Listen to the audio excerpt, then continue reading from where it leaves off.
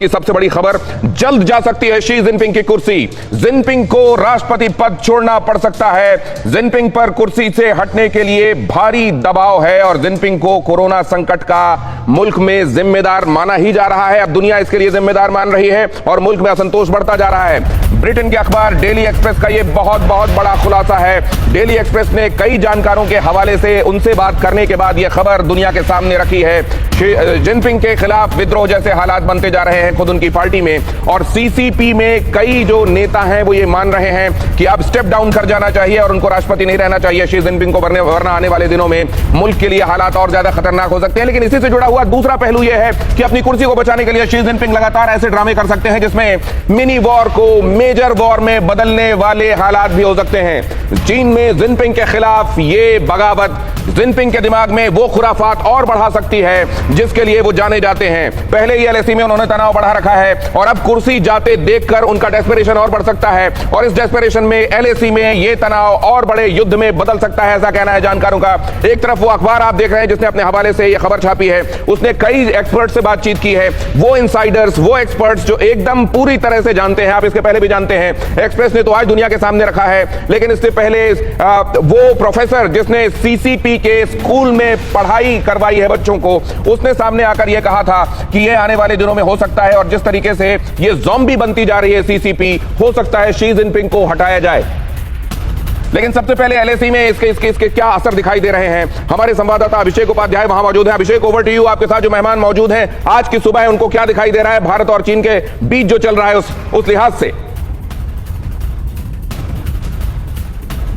बिल्कुल, देखिए यहाँ पर काफी दिनों से हम हैं यहाँ पर दिनेश, और एक बात एकदम क्लियर है, ये जो आप बता रहे हैं कि चीन में जिस तरह से उलटफेर की नौबत है, शी जिनपिंग की अपनी कुर्सी खतरे में है, वही असर यहाँ दिखाई पड़ रहा है। और यहाँ पर लगातार हम देख रहे हैं कि पीछे ढकेले जाने के बाद भी जो बिलिजरेंस दिखाई पड़ रहा है चीनी आर्मी का, वो वही घरेलू हालातों का नतीजा है। और चूंकि आपने ये भी कहा दिनेश कि यहाँ पर हमारे साथ जो मेहमान है लेफ्टिनेंट जनरल गुरमीत सिंह हमारे साथ में, स्क्वाड्रन वर्नल पवार हमारे साथ में।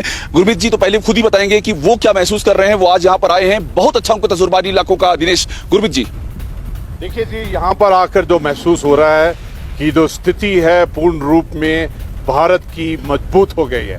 पहली बात तो ये है कि जो भी एलओसी के ऊपर में हमारी पोजीशंस हैं, जो डोमिनेटिंग और स्ट्रेटेजिक हाइट्स जो 29 अगस्त के बाद में पकड़ी हैं हमारी सेना ने, और जिस चुस्ती के साथ में प्रीएम्प्टिव ऑपरेशन किया और इलाके को डोमिनेट कर रहे हैं। देखिए, बड़ी बात यह है कि चाइना और पीएलए गलती पर गलती की इन्होंने। चाइना ने तो कोविड-19 2019 से ही इतना बड़ा ब्लंडर किया है, और इस जगह के अंदर में अप्रैल एंड के बाद में जो उन्होंने अपनी हरकतें शुरू की, जो 15 जून को गलवान में उन्होंने एक ब्लंडर किया, उसके बाद में 29 अगस्त और 7 सितंबर को जो उन्होंने गलतियां की है, उसी का नतीजा है कि उनका पूरा देश अभी खड़ा हो गया। बिल्कुल ठीक है, उनके खिलाफ खड़ा हो गया। अभिषेक, एक और रिएक्शन लेकर मुझको हमारे साथ प्लीज।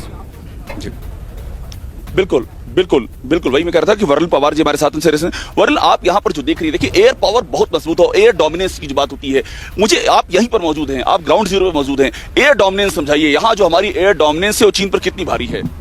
जी देखिए, सबसे पहले बताना चाहूंगी कि आज की डेट में अगर इंडियन एयरफोर्स की सबसे इंपॉर्टेंट कोई एयरफील्ड है तो वो ये यहाँ लेह की एयरफील्ड है। बिकॉज ये एयरफील्ड पहले सिर्फ डे ऑपरेशन कैपेबिलिटी रखती थी, आज की डेट में ये नाइट ऑपरेशन कैपेबिलिटी रखती है। ये बहुत ही क्लियर मैसेज है चीन के लिए कि हम लोग तैयार हैं, अगर वो अहिंसा चाहते हैं तो हम अगर वो हिंसा चाहते हैं, हम अहिंसावादी देश हैं, मगर हिंसा का जवाब हिंसा से देने में हम पीछे नहीं हटेंगे। हम हिंसा का जवाब हिंसा से देने में पीछे नहीं हटेंगे। ये ग्रेट इंसाइट, और गुरमीत साहब ने जैसा बताया कि ये लगातार पनपता जा रहा है, एक असंतोष है। मैं वापस इधर आ रहा हूं अभिषेक, और आपके पास वापस लौटूंगा।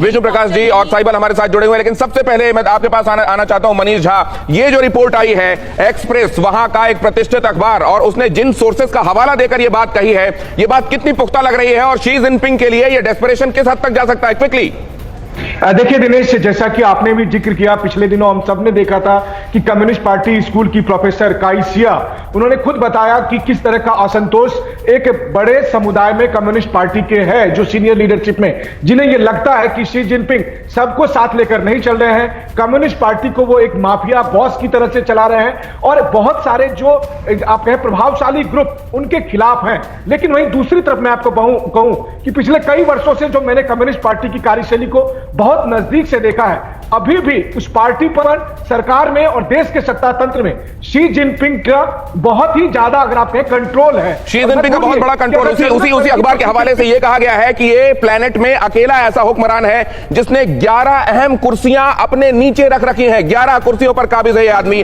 और इसीलिए इसका इस हद तक कंट्रोल बताया जा रहा है। विष्णु प्रकाश साहब, क्या जिस तरीके से वो तमाम पावर सेंटर्स पर काबिज हैं, यह लगता है कि इस तरह का कू रियलाइज भी किया जा सकता है अगर यह कू सिमर कर रहा है विदिन? तो गौतम जी, मुझे आपको 90 सेकंड देने पड़ेंगे प्लीज। मैं सोवियत यूनियन में भी रहा हूं और चाइना में भी रहा हूं। इन दोनों मुल्कों की खासियत यह है कि सब कुछ एक माया जाल पे बुना हुआ है, झूठ पे बुना हुआ है और सीक्रेसी पे बुना हुआ है। हकीकत यह है कि अंदर की खबर बहुत कम लोग जानते हैं। शी जिनपिंग एक तरह से शेर के ऊपर चढ़े हुए हैं और वो उतर नहीं सकते। और कहा जाता है कि इन देशों में कहा जाता था कि कोई भी राष्ट्रपति या कोई भी पावरफुल लीडर अपने पैरों से चल के कभी सत्ता नहीं छोड़ता। आप इसका अभिप्राय समझ लें। तो अब ये सच है, झूठ है, हकीकत है, अफवाह है, डिसइंफॉर्मेशन है। हकीकत माने किसी को नहीं पता है। ये इंफॉर्मेशन वॉरफेयर भी हो सकती है। शी जिनपिंग आज छोड़ सकते हैं, 5 साल भी रह सकते हैं। ये इंफॉर्मेशन वॉरफेयर भी हो सकती है। क्या ये वाकई वेस्ट की तरफ से, क्या ये अमेरिका की तरफ से, ब्रिटेन की तरफ से एक वॉरफेयर के तौर पर देखा जाए, या वाकई चाइना में कुछ चल रहा है जिसको रिवील करने का काम, क्योंकि वहां की मीडिया पूरी तरीके से कंट्रोल में है और बाहर नहीं जा सकती इंफॉर्मेशन, क्या वाकई वहां की अंदर चलने वाली घटनाओं को बाहर उजागर करने का काम एक्सप्रेस ने किया है? लेकिन पहले सुमित चौधरी के पास चलेंगे। सुमित, आपको बता रहे हैं वो पॉइंटर्स जो ये इंडिकेट करते हैं कि शी जिनपिंग की कुर्सी खतरे में है। सुमित, देखिए, विष्णु प्रकाश जी ने एक बात बहुत अच्छी कही दिनेश, कि कोई भी सत्ताधारी, कोई भी नेता अपनी मर्जी से कुर्सी नहीं छोड़ता, लेकिन 5 बड़े कारण जो जिनपिंग को मजबूर कर सकते हैं उनकी सत्ता से बाहर निकाले जाने के लिए, वो हम बता रहे हैं। पहला, कोरोना संकट। दुनिया में यह संदेश जाने से नहीं रोक पाए कि कोरोना वायरस चीन से उपजा, और यही सबसे बड़ी वजह है। कोरोना ने जिनपिंग की गद्दी पूरी तरीके से हिला दी। भारत चीन विवाद को समय रहते निपटाया नहीं पाए, बल्कि हालात और बिगड़ते गए। चीन को यह लगता था कि वो जिनपिंग के लिए खासतौर पर ये एक बहुत बड़ा पावरफुल उनकी बूस्ट करेगा, लेकिन हुआ उल्टा।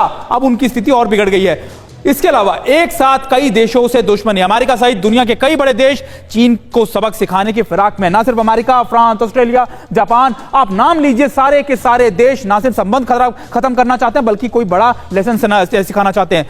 पीएलए की कमजोरी बार बार उजागर हुई। भारत के साथ विवाद में पीएलए कभी मुंह की खाई और कभी कमजोर दिखी। पीएलए वहां की सबसे बड़ी ताकत है, उनकी सेना उनके लिए सबसे बड़ी है। और आखिरी, चीन में भीषण खाद्यान्न संकट, देश की सबसे बड़ी आबादी के सामने भुखमरी की समस्या। आपको याद होगा कि एक टाइम खाना, कम खाना, खाना खराब ना करना, ऐसी कई चीजें आई, और ये दर्शाती हैं कि 5 बड़ी वजह जिनपिंग की हालत बहुत ज्यादा खराब है। भुखमरी, बेरोजगारी, कोरोना और कुल मिलाकर हालात ऐसे जो संभाले नहीं संभल रहे हैं शी जिनपिंग से, और इसीलिए वो हालात ऐसे बना रहे हैं अपने बॉर्डर में सब तरफ से कि आने वाले दिनों में उनकी कुर्सी को तब तक चैलेंज ना किया जा सके जब तक बॉर्डर के संकट खत्म ना हो जाए। एक अहम खबर आपको बता रहा हूं और उसके बाद अपने मेहमानों को रुक करूंगा। बहुत बड़ी खबर एलएसी से है, जहां पहले के मुकाबले तमाम तामझाम पहले से काफी ज्यादा बढ़ गया है। एलएसी पर यह तनाव काफी बड़े लेवल पर पहुंच गया है और यह कहा जा रहा है कि अब किसी भी वक्त कुछ भी मुमकिन है। एलएसी पर शूटिंग रेंज में आए चीन और भारत के सैनिक और स्पैंगर गैप में आमने सामने भारत और चीन की सेना। स्पैंगर में चीन ने सेना की संख्या बढ़ाई, स्पैंगर में भारतीय सैनिक हाई अलर्ट पर है। एक बार फिर से आपको बता दें कि पैंगोंग के दक्षिणी इलाके में एक जमीन का टुकड़ा और उसके बाद जो दूसरी झील है उसको स्पैंगर कहा जाता है, और स्पैंगर के इलाके में बहुत बड़ी तादाद में चाइना ने डिप्लॉयमेंट बढ़ा दी है। चीन और भारत के सैनिक एकदम आमने सामने हैं। एयर ट्रिगर अलर्ट से भी और ज्यादा नाजुक सिचुएशन हो चुकी है। एक बार फिर से अभिषेक के पास मैं जाता हूं जो वहां हर पल की खबर आप तक पहुंचा रहे हैं। अभिषेक, आपको वहां महसूस क्या हो रहा है जो आपने देखा? ये खबरें तो हम दिखा रहे हैं, बता रहे हैं, जो हमारे रिपोर्टर्स हम तक पहुंचा रहे हैं। जिस इलाके में आप मौजूद हैं वहां क्या वाइब्रेशंस आपको मिल रहे हैं? देखिए दिनेश, जो बात आप स्पैंगोर गैप की कर रहे थे, उस पूरे इलाके की, चुशुल का जो इलाका है, पैंगोंग झील का जो दक्षिणी इलाका है, वहां यही कंडीशन है। वहां 500 मीटर से लेकर के 1200 मीटर की दूरी पर आमने सामने दोनों ही फोर्सेज। और बड़ी बात यह है कि दोनों के टैंक जो है, वहां के जो गांव के लोग हैं, मैं तो उनकी बता रहा हूं, जो चुशुल के रहने वाले गांव के लोग हैं, जो इधर आ रहे हैं, वो बता रहे हैं कि उनको दिखाई पड़ रहा है कि कहां पर टैंक तैनात हैं, उसके बाद कहां चीन का क्या डिप्लॉयमेंट ये है। बात अभिषेक, क्या ये बात कि अब किसी भी वक्त कुछ भी मुमकिन है, बल्कि हम ये कहें कि mini war is already on, क्या ये अतिशयोक्ति होगी अभिषेक? बिल्कुल बिल्कुल, लिमिटेड वॉर तो शुरू है, इसमें दो राय नहीं है। अगर वो लिमिटेड वॉर शुरू नहीं होता तो ब्लैक टॉप, हेलमेट टॉप से लेकर के और मुखपरी की हाइट्स तक जो हुआ है वो हुआ नहीं होता। और जो आप कह रहे हैं कि बात बढ़ने की, बात इसके आगे की प्रोवोकेशन की है। भारत का पहली बार ऐसा हुआ है कि चीन को ये बता दिया गया है कि वो कोई सुपर पावर नहीं है, और यही लद्दाख में बता दिया गया है। अब अगर चीन की ओर से अगला कोई प्रोवोकेशन होता है तो ये बात बढ़नी तय है, इसमें दो राय नहीं है। दिनेश, मैं साइबल साहब के पास जाता हूं जल्दी से, और उसके फौरन बाद आपको लेकर चलूंगा पैंगोंग के इस इलाके में, जहां पर यह डिप्लॉयमेंट हर गुजरते वक्त के साथ बढ़ता जा रहा है। मैं साइबल साहब लेकिन आपसे यह समझना चाह रहा हूं कि क्या वाकई चीन अब इस मोड में है कि बाहर तनाव को अब इस हद तक ले जाया जाए, बल्कि वॉर छेड़ दी जाए ताकि जिनपिंग अपनी कुर्सी बचा सके? Quickly sir. शी जिनपिंग को डाइवर्शन की बहुत जरूरत है, लोगों का अटेंशन डाइवर्ट करना बहुत जरूरी है, क्योंकि खास करके दक्षिण चीन में जहां उद्योग है बहुत नाराजगी है उनके प्रति, और बहुत दिनों से नाराजगी बढ़ रही है। जब से डोनाल्ड ट्रंप का बॉयकॉट शुरू हुआ कोविड के बाद वो बहुत ज़्यादा बढ़ गया। उसके बाद पोर्क का शॉर्टेज आया और उनके लिए मास्क का स्टोरेज होता है, उसमें शॉर्टेज आने लगा। अमेरिका पर बहुत बुरी तरह से सोया और पोर्क पर निर्भर है चीन। तो ये सारी बातें, एक बहुत बड़ी बात सर जो आप कह रहे हैं कि अमेरिका अगर चाहे तो इकोनॉमी को चीन की अब भी इतना प्रेशराइज कर सकता है, और इस बात का उल्लेख भी एक्सप्रेस की उस खबर में, एक्सप्रेस की उस रिपोर्ट में है, जिसमें यह कहा जा रहा है कि अगर अमेरिका अपनी तरफ से और ज्यादा आर्थिक दबाव बढ़ाता है तो खुद सीसीपी, क्योंकि यह कहा जाता है कि कम्युनिज्म को भी पनपने के लिए कैपिटलिज्म की जमीन चाहिए होती है, और अगर इकोनॉमी की हालत कहीं पर भी हिल गई हो, आप देखिए सोवियत के जमाने में उसके भी टुकड़े टुकड़े तब हो गए थे जब वहां की इकोनॉमी हिल गई थी, और यहां पर भी सीसीपी को यही खतरा सता रहा है कि शी जिनपिंग के गद्दी में बने रहते हुए अगर इकोनॉमी तहस नहस होती चली जाएगी तो फिर शी जिनपिंग की वजह से कम्युनिज्म ही हट जाएगा। अभी आप इस तरफ देखें, हम यहां आ गए हैं स्पैंगर और पैंगोंग की तरफ। यहां पर सुमित आपको बताएंगे, मैं अभी खड़ा हूं हिंदुस्तान की तरफ और उधर चीन की तरफ से वहां चाइनीज क्लेम लाइन जो है उसकी तरफ खड़े हुए हैं। सुमित क्विकली एक्सप्लेन करिए इस जगह को। सबसे इंपॉर्टेंट है कि पैंगोंग झील के स्पैंगर गैप में जबरदस्त तनाव है। ये गैप इसलिए इंपॉर्टेंट क्योंकि यही आपको अंदर चुशूल पे घुसने के लिए देता, चारों तरफ पहाड़ियां और बीच में ये गैप है। दिनेश, ये बीच का गैप, ये जो बीच का गैप है, इस गैप में डिप्लॉयमेंट, चीन ने सैनिकों, टैंकों और होवित्जर तोपों की संख्या बढ़ा दी है। चीन और भारत के जवान राइफल की रेंज पर एक दूसरे की दूरी पर हैं। स्पैंगर में चीन ने मिलिशिया दस्ते तैनात किए। मिलिशिया दस्ता क्या है? मिलिशिया दस्ते का मतलब होता है कि वो धीरे धीरे या फिर धक्का देके, आप कह सकते हैं कि उनका टारगेट होगा कि किसी भी एक पोस्ट के ऊपर अटैक करना, कैप्चर करना और आगे बढ़ना। मिलिशिया और दूसरा, वो प्रॉपर वॉर में, प्रोफेशनल आर्मी की तरह प्रॉपर वॉर में नहीं जाते, लेकिन दूसरी तरीके से आपके ऊपर अटैक करते हैं। और युद्ध के समय चीन मिलिशिया की तैनाती करता है। ये चीन, क्या हमारी जिस तरह की फ्रंटियर फोर्स है उनके पास मिलिशिया है क्या? देखिए, मिलिशिया का मतलब आप समझ के चलिए कि आप एक पोस्ट के ऊपर टारगेट करेंगे, उस तरीके से छापामार, गुरिल्ला। बिल्कुल बिल्कुल, और उसका मकसद हथियारों के साथ नहीं होता, वो धक्का मुक्की या दूसरी तरीके से होता है। धक्का मुक्की। 30 अगस्त के बाद स्पैंगर में चीन ने अपना जमावड़ा बढ़ा दिया है और चीन की तैनाती के बाद हुई है हाई अलर्ट पर भारतीय सैनिक वहां दिखाई दे रहे हैं। स्पैंगर गैप में चीन के बराबर भारत ने भी, जिसको हम कहते हैं मिरर डिप्लॉयमेंट, उतनी ही तैनाती हिंदुस्तान की तरफ हो गई है और चीन के भड़काऊ कदम का मुंह तोड़ जवाब मिलेगा। हिंदुस्तान ने क्लियर कर दिया। ये बताइए कि पूरा जो एलएसी है,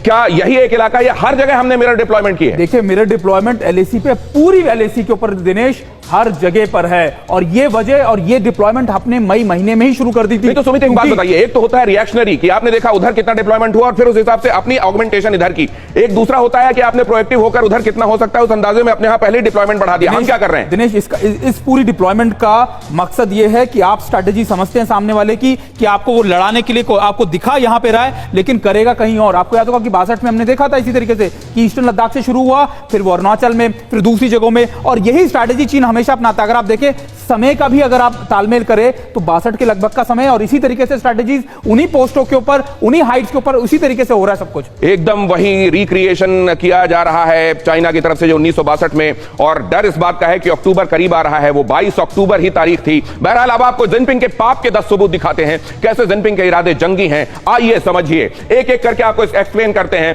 पहले आप देखिए, यहां पीएलए की पैराशूट ट्रेनिंग आपको नजर आ रही है, एलएसी के पास पीएलए के कैंप नजर आ रहे हैं, होटल एयरबेस पर फाइटर नजर आ रहे हैं, 100 दिन से वॉर ड्रिल चल रही है, लगातार वॉर ड्रिल के प्रोपेगेंडा वीडियो जारी किए जा रहे हैं, समंदर में चीनी एक्शन दिखाई दे रहा है, ड्रोन से हथियार की सप्लाई की जा रही है, ड्रोनों के जरिए हथियार वहां पहुंचाए जा रहे हैं जहां एकदम से जमीन के रास्ते नहीं पहुंचाए जा सकते। एलएसी पर सड़क निर्माण हो रहा है, अस्पताल के पास हेलीपैड, ये लासा के पास अस्पताल बनाया गया है जहां पे हेलीपैड बनाया गया है ताकि क्विकली पहुंचाया जा सके घायल सैनिकों को। मिलिशिया की तैनाती कर दी गई है, ब्लैक टॉप के पास पीएलए दिखाई दे रहा है। कुल मिलाकर ये 10 तस्वीरें इस बात की गवाह है कि शी जिनपिंग के दिमाग में जो चल रही है वो सिर्फ और सिर्फ खुराफात है, और खुराफात इसलिए क्योंकि कुर्सी बचानी है। लेकिन पूरी दुनिया जब ये समझने लगी और उनके इंटरनल ऑडियंस भी ये समझ रही है कि कुर्सी बचाने के लिए ऐसा कर रहे हैं, और इकोनॉमिक हालत अगर चरमराती है तो कम्युनिज्म का सत्यानाश होगा, कम्युनिज्म का सत्यानाश होगा तो सीसीपी नहीं बचेगी। शी जिनपिंग की क्या औकात है, क्या बचाव के लिए ये मेजर कारगर होगा शी जिनपिंग के लिए? क्विकली, आपने 10 तस्वीरें बताई, 10 रीजंस बताए, लेकिन ये 10 रीजंस का सबसे बड़ा कारण, सबसे बड़ी चीज है यही कि वो किसी भी तरीके से जिनपिंग की इमेज को बचा सके। कोरोना के बाद से ये बात लगातार खुद चीन में आ रही है कि चीन की बिजनेस इकोनॉमी है, उसकी इकोनॉमी पूरी तरीके से डूब गई, और जिनपिंग को लगा कि अगर वो नेशनलिज्म का एक जहर या फिर एक नेशनलिज्म का एक इंजेक्शन अगर चाइना में दे देते हैं तो फिर शायद ये बूस्ट हो जाए, ये डाइवर्जन हो जाए। लेकिन होल्ड आ रहा है, यहां पर भी चीन पिट गया, और यहां पर लगातार चीन के पिटने के बाद लगातार जिनपिंग की जो पोजीशनिंग है और ज्यादा वीक हो गई है। लेकिन अभी देखना होगा कि आखिरकार और क्या दांव जिनपिंग चलने वाले हैं, इसके ऊपर भारत की कड़ी नजर रहनी चाहिए। दिनेश, आगे हम आपको बताएंगे भारत और चीन के तनाव के मद्देनजर यूएस मैगजीन ने क्या सनसनीखेज खुलासा किया है। लेकिन उससे पहले मैं अभिषेक के पास जाना चाहता हूं। अभिषेक, गुरमीत साहब से अगर आप ये समझ सकें, डिप्लॉयमेंट के मामले में हम क्या हैं, प्रोएक्टिव हैं, प्रीएम्प्टिव हैं या रिएक्शनरी हैं, क्या बेहतर होता है? क्विकली। बिल्कुल दिनेश, और देखिए गुरमीत साहब यहां पर इस इलाके को बहुत अच्छे जानते हैं, आप जरा समझाइए जो डिप्लॉयमेंट है हमारा, यहां पूरी जानकारी है आपको, ये डिप्लॉयमेंट हमारा कि कितना भारी है इस समय के जो हालात हैं? देखिए जी, ये एलएसी के ऊपर में मौजूदा स्थिति के अंदर में जो भारतीय सेना का डिप्लॉयमेंट है ये डोमिनेशन वाला है। ये प्रीएम्प्टिव एक्शन करके जितनी स्ट्रेटेजिक हाइट है इनको पकड़ा है, और हमारे पूरे इलाके में डोमिनेशन है। मुख्य तौर पर पूरे एलएसी के ऊपर में डोमिनेशन है, लेकिन खास तौर पर नॉर्थ बैंक और साउथ बैंक ऑफ बंगेंगसो, और जितनी भी हाइट्स हैं, चाहे वो हेलमेट टॉप हो, ब्लैक टॉप, रिचनला, रजिंगला, जितनी भी हाइट्स हैं, इससे जो चाइना के उस साइड वाला जगह है उसको डोमिनेट कर रहे हैं। देखिए, जब 15 जून को फेस ऑफ हुआ था वायलेंट, उसी वक्त मुंह तोड़ जवाब दिया था, उसी रात को उनके 100 को मौत के घाट पहुंचाया था, और 29 अगस्त को प्रीएम्प्टिव, और अभी इस हालत में है कि पूरे इलाके का डोमिनेशन है और प्रोएक्टिव एक्शन के लिए एकदम तैयार है। प्रोएक्टिव और प्रीएम्प्टिव एक्शन लिया जा रहा है हिंदुस्तान की तरफ से। गुरमीत साहब का ये बयान, गुरमीत साहब जो इस इलाके को बहुत अच्छे से समझते हैं, उन्होंने ये बताया कि हिंदुस्तान का जो कदम है इस बार वो नहीं जो 1962 के दौरान था, और यही फर्क है 1962 में और 2020 में। आगे एक अहम खबर बता रहा हूं और उसके बाद अपने